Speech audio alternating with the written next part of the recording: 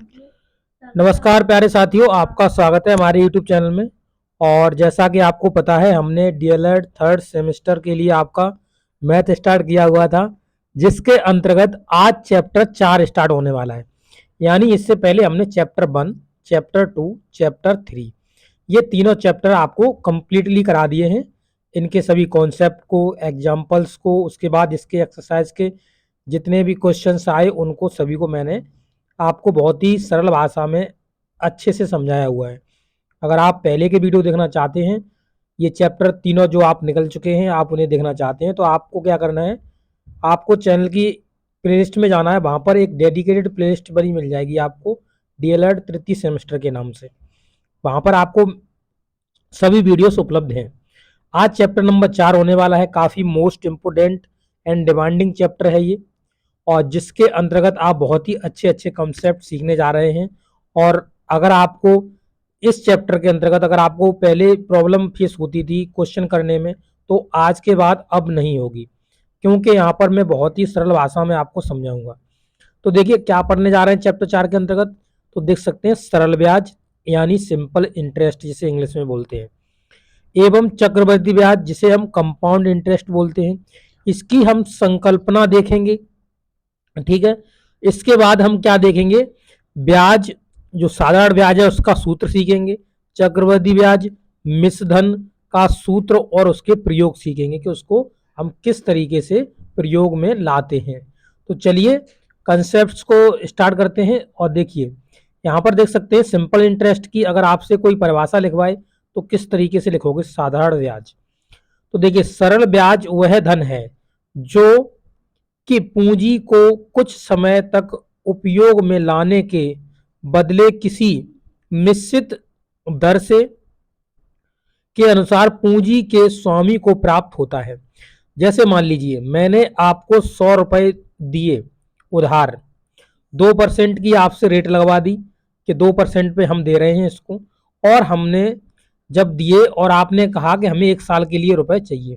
ठीक है, तो जब 1 साल के लिए पैसे चाहिए, 1 साल के बाद जब मैं आप हमें पैसे लौटाओगे, तो 100 तो हमारा मूलधन लौटाओगे जो मैंने आपको दिया हुआ है, उसके बाद कुछ हमें आप ब्याज लौटाओगे। जो मेरा ब्याज बनेगा वो आप हमें क्या लौटाओगे, हमारा ब्याज लौटाओगे। तो यही होता है, ये हो जाएगा आपका मिश्रधन।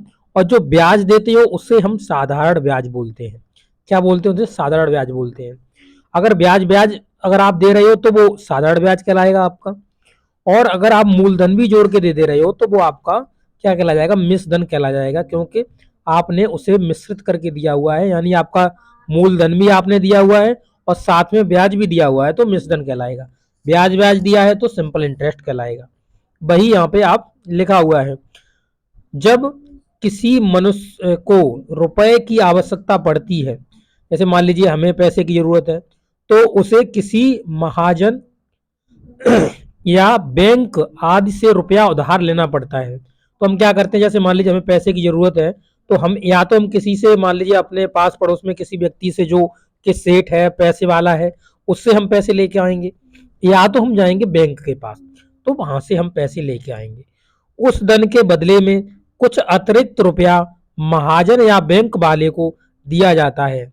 यह जो अतिरिक्त राशि होती है वही हमारा क्या होता है, साधारण ब्याज होता है, सिंपल इंटरेस्ट होता है, जो हम अतिरिक्त देते हैं। जैसे मान लीजिए 100 रुपए उधार लाए और हमने कुछ महीनों बाद या साल बाद हमने 20 रुपए मान लीजिए दे दिए, एक्स्ट्रा हमने ब्याज के रूप में दिए। ये ब्याज हमने दिया, ये हमने उसका मूलधन में लौटाऊंगा जब मेरे पास हो जाएंगे। तो मान लीजिए हमने ये ब्याज दिया, तो यही साधारण ब्याज है आपका। जब कोई बैंक में जब धन जमा करता है, किया जाता है, तो बैंक में जमा करने वाले को उस धन पर ब्याज दिया जाता है।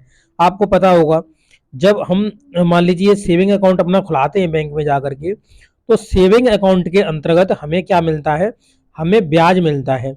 जो कौन देता है, जो हमें बैंक वाले देते हैं। अब बैंक वाले हमें क्यों देते हैं, क्योंकि बैंक के पास हम अपना पैसा रखे आते हैं। जब हम पैसा रखे आएंगे तो बैंक वाले हमें उसके अवज में कुछ हमें पैसा जो इंटरेस्ट देते हैं एक्स्ट्रा, वो हमें देना पड़ेगा उन्हें। क्योंकि हमारा पैसा वहाँ पे जमा है, तो वो कुछ सेविंग अकाउंट पे हमें इंटरेस्ट देते हैं। तो बैंक वाले, अगर हम पैसे बैंक में जमा करके आते, बैंक वाले भी हमें इंटरेस्ट देते हैं। तो बैंक में जमा करने वाले को उस धन पर कुछ ब्याज दिया जाएगा। क्या दिया जाएगा? कुछ ब्याज का अभिप्राय सरल ब्याज से होता है। यहाँ पर जो वो देते हैं बैंक वाले, वो सरल ब्याज ही देते हैं, चक्रवृद्धि ब्याज नहीं देते हैं। ठीक है, देखो चक्रवृद्धि ब्याज होता है वो मैं आगे आगे समझाऊंगा आपको, अभी सिंपल इंटरेस्ट आप समझ लीजिए। तो ये होता है ब्याज। ब्याज की अवधारणा आपकी क्लियर हुई।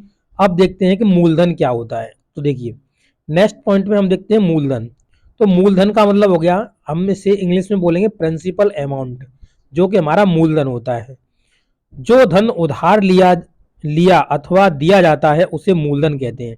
मान लीजिए हमने 100 रुपए आपको दे दिए, तो ये मेरा क्या कहलाएगा? मूलधन कहलाएगा। क्या? मूलधन कहलाएगा। और इसी पर मान लीजिए 1 वर्ष बाद हमें 10 रुपए आप मतलब ब्याज के रूप में दे रहे हो, तो ये मेरा क्या कहलाएगा? ब्याज कहलाएगा, जो 10 रुपया मिलेगा हमको, मान लीजिए इस तरीके से। तो ये हमारा मूलधन होता है, जो कि हम करंट में आपको पैसे देते हैं, वो हमारा मूलधन होता है। अब मिश्रधन क्या होता है, जिसे हम कंपाउंड इंटरेस्ट बोलते हैं। किसी निश्चित समय के बाद मूलधन तथा ब्याज को जोड़ने पर प्राप्त राशि ही मिश्रधन कहलाती है। तो हमने कहा, जैसे ये आप यहाँ पे इसका ये फॉर्मूला है, आप देख सकते हैं यहाँ पे। तो मिश्रधन बराबर क्या होता है? मूलधन प्लस ब्याज। हमने बताया कि आपने अगर 100 रुपए लिए, उसके बाद 20 रुपए आपने ब्याज के रूप में दे दिए, तो इन दोनों को जब आप जोड़ दोगे ना, तो आपका क्या निकल के आएगा? तो आपका मिश्रधन निकल जाएगा। मिश्रधन। तो हमें मूलधन और हमें ब्याज में जोड़ना होता है, तो वो हमारा मिश्रधन बन जाता है। वही चीज यहाँ पे लिखी हुई है, जिसे आप आसानी से आप समझ गए होंगे, आपको कोई प्रॉब्लम नहीं होगी। नेक्स्ट देखेंगे रेट क्या होती है, दर क्या होती है, दर के बारे में जानेंगे।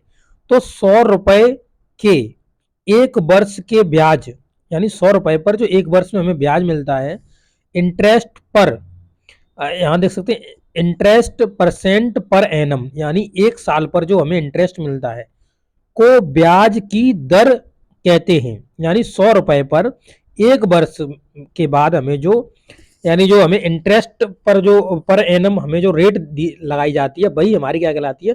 दर कहलाती है। ब्याज की दर, अब जो ब्याज की दर होती है उसे हम क्या लिखते हैं? रेट परसेंट भी कहते हैं। ब्याज की जो दर होती है उसे क्या कहते हैं? रेट परसेंट कहते हैं। यहाँ पर आप देख सकते हैं जो ब्याज की दर होती है उसे हम क्या बोलते हैं? रेट परसेंट बोलते हैं। यहाँ अब देखेंगे समय के बारे में। समय क्या होता है? तो समय देख सकते हैं यहाँ पे, टाइम जिसे बोलते हैं, जिस निश्चित अवधि के लिए रुपया उधार लिया जाता है या दिया जाता है किसी को, उसे हम समय कहते हैं। जैसे मान लीजिए हमने 100 रुपए थे और हमने आपको 1 साल के लिए दे दिया, 1 साल के लिए उधार दे दिया, तो ये 1 साल जो है इसे ही हम समय बोलेंगे कि 1 साल हमें समय मिला है कि 1 साल के बाद हमें अपना जो पैसा हमने उधार लिया हुआ उसे हमें लौटाना दूसरे बंदे को। तो जिस निश्चित अवधि के लिए रुपया उधार लिया जाता है, यानी एक निश्चित अवधि होती है कि हमने 2 साल के लिया, 3 साल के लिया, 10 साल के लिया, 5 साल के लिया, तो वो जो अवधि होती है उसे ही हम क्या बोलते हैं? समय बोलते हैं।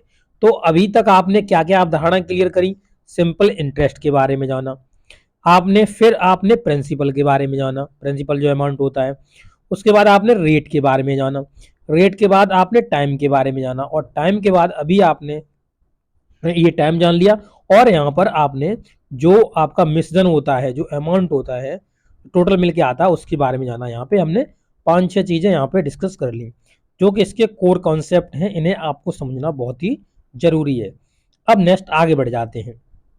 अब देखिए इसके जो संकेत होते हैं, जो नोटेशंस होते हैं, सिंबल होते हैं, वो क्या होते हैं। तो देखिए संकेत या प्रतीक, संकेत को नोटेशंस बोलते हैं और प्रतीक को सिंबल बोलते हैं। सूत्र में प्रयोग करते समय निम्नलिखित संकेत प्रयोग किए जाते हैं। जैसे मूलधन होगा, मूलधन को प्रिंसिपल इंग्लिश में लिखते हैं, जैसे आप देख सकते हैं यहाँ पे प्रिंसिपल लिखा हुआ है। और जब प्रिंसिपल लिखते हैं तो इसका पहला लेटर पी उठा लिया जाता है, तो हम प्रिंसिपल को पी से डिनोट करते हैं। प्रिंसिपल को किससे डिनोट करते हैं? पी से। मिश्रधन होता है अमाउंट जिसे बोलते हैं, तो इसका पहला लेटर उठा लेंगे हम ए, यानी अमाउंट हो जाएगा हमारा ए। जब हम सूत्र में लिखेंगे तो इसे हम शॉर्ट में लिख सकते हैं। टाइम के लिए हमने यहाँ पे टाइम लिखा हुआ TIME, तो टी हमने उठा लिया पहला लेटर, तो यहाँ पर टाइम के लिए टी का प्रयोग करेंगे। दर प्रतिशत होती है रेट परसेंटेज, तो रेट परसेंट में पहला लेटर कौन आया? कैपिटल, देख सकते हैं आर आया, तो आर हम यहाँ से उठा लेंगे, रेट परसेंटेज के लिए आर प्रयोग करी जाएगी। सिंपल इंटरेस्ट जिसे बोलते हैं, उसमें से देखो सिंपल से एस उठा लिया है और इंटरेस्ट से आई उठा लिया है, या हम आई लिख सकते हैं या एस आई लिख सकते हैं इसे। तो इस तरीके से इनके ये शॉर्ट में हम लिखते हैं, इनको संकेत रूप में इस तरीके से लिखते हैं। तो आप जैसे ही मैं पी लिखूंगा तो आपको पता चलना चाहिए कि ये प्रिंसिपल लिखा है। बट मैं आपको ये चीज़ बताना चाहूँगा, जब पेपर में आप लिखें तो शॉर्ट ना लिखें, क्योंकि आपको वहाँ पर जब मान लीजिए आप ये डीएलएड करते हैं तो 1 से लेकर 5 तक के आप टीचर बनते हैं। अब टीचर बनते हैं तो आप बच्चों को शॉर्ट में नहीं समझाएंगे, आपको लॉन्ग में समझाना होता है, लॉन्ग में लिखना होता है।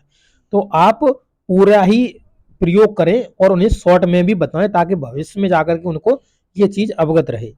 तो आपको पेपर में शॉर्ट में नहीं लिखना होता है, आपको विस्तार में बताना होता है, तभी आपको नंबर मिलते हैं। ये चीज़ आप याद रखिए। अब देखिए ध्यान देने योग्य बातें क्या क्या हैं, इस पर हम बात कर लेते हैं। देखिए यहाँ आप देखेंगे तो लिखा हुआ ध्यान देने योग्य बातें। नंबर 1 देखिए क्या कह रहा है, यदि प्रत्येक समय अवधि में ब्याज की गणना मूलधन पर की जाती है तो वह ब्याज सरल ब्याज यानी सिंपल इंटरेस्ट कहलाता है। अब मान लीजिए कैसे मैंने कहा, जैसे मैंने कहा कि हमने 100 रुपए आपको दिए, ठीक है, 100 रुपए आपको दिए। 100 रुपए के बाद 1 साल के बाद हमें आपने 10 रुपए ब्याज के रूप में दिए, यानी अब हमें आपने दे दिए 110 रुपए। 110 रुपए दे दिए, या मान लीजिए आपने 110 रुपए नहीं दिया, अब आप पे 110 रुपए हो गए मेरे टोटल, टोटल 110 रुपए। अब मैं 110 पर आपको ब्याज नहीं लूंगा, मैं फिर भी 100 पर ही आपको आगे भी ब्याज लूंगा, यानी मूलधन पर ही हम नेक्स्ट ईयर, यानी जैसे मान लीजिए फर्स्ट पहली ईयर का हमने मूलधन पे ब्याज लिया, फिर जो हमारा मिश्रधन आया उस पर हमने मिश्रधन पे नहीं लिया। ये जो अमाउंट आप देख रहे हो ये मिश्रधन है, मिश्रधन पे हमने नहीं लिया इंटरेस्ट, हमने फिर मूलधन पे इंटरेस्ट लिया। जब हर बार मूलधन पर ही ब्याज लिया जाता है तो उसको हम साधारण ब्याज बोलते हैं। ओके, आपको ये कॉन्सेप्ट समझ में आ गया होगा, आशा करते हैं। अब देखिए यहाँ पर जो फॉर्मूला आप देख रहे हैं, ये जो फॉर्मूला देख रहे हैं ये आपका फॉर्मूला है, इसे आप देख सकते हैं।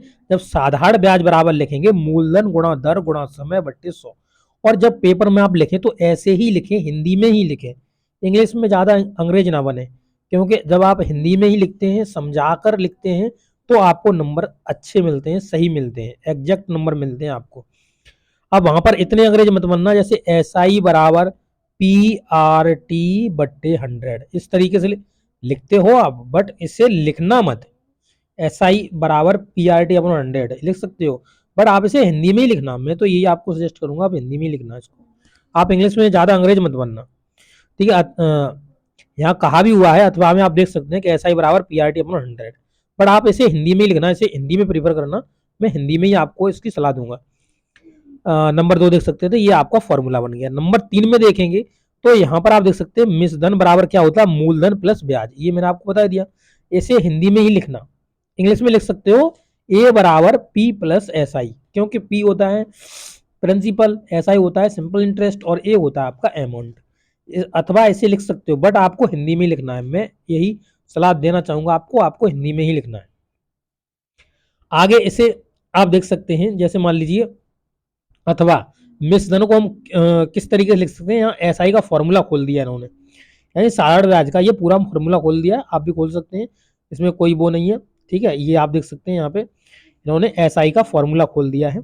आप ये जो लिखा हुआ है ना, ये 1 प्लस आर दर इंटू समय बट्टे 100 लिखा हुआ है, तो यहाँ पर आपका SI का फॉर्मूला खोल के आपको कॉमन मूलधन ले लिया है।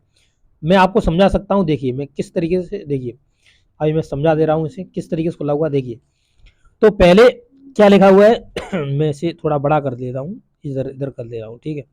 देखिए जैसे हमने लिखा मिश्रधन, मिश्र धन, मिश्र धन, जब हमने मिश्र धन लिखा तो बराबर में क्या लिखेंगे, मूलधन, मूलधन प्लस में ब्याज लगेंगे, ब्याज, ठीक है।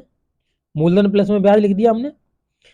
अब हमें जैसे मिश्रधन निकालना है तो बराबर में क्या लिखेंगे, मिश्रधन तो मिश्रधन ही मतलब मूलधन तो मूलधन ही रहेगा, मूलधन, मूलधन प्लस इस ब्याज को क्या लिख सकते हैं, मूलधन, मूलधन गुणा में दर गुणा में समय, समय बट्टे में कितना लिखेंगे, 100 लिखेंगे।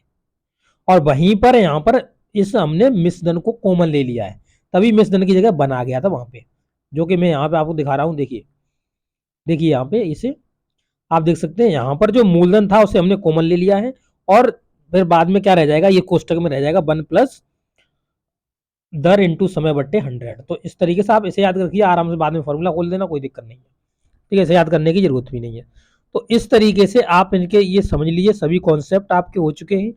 अब मैं अगले वीडियो में आपको इसके एग्जाम्पल्स को समझाऊंगा, उसके बाद बारी बारी से आपके सभी क्वेश्चंस कराए जाएंगे। ओके, तो ये वीडियो आपको कैसा लगा है, अच्छा लगा अपने दोस्तों के साथ शेयर करना, लाइक करना, ताकि उनके भी कॉन्सेप्ट क्लियर हो पाए और वो भी डीएलएड में अच्छे से अच्छे नंबर ले पाए।